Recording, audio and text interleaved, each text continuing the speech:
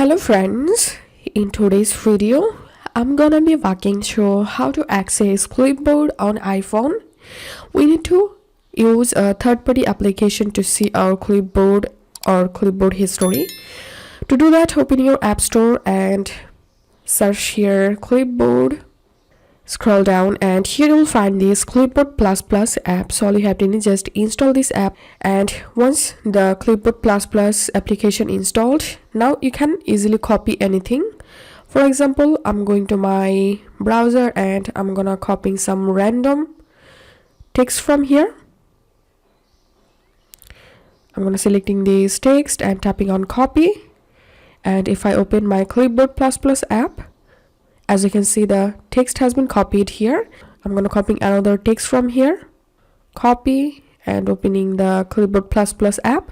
Inside of this Clipboard Plus Plus application, you will get your all copied text or link.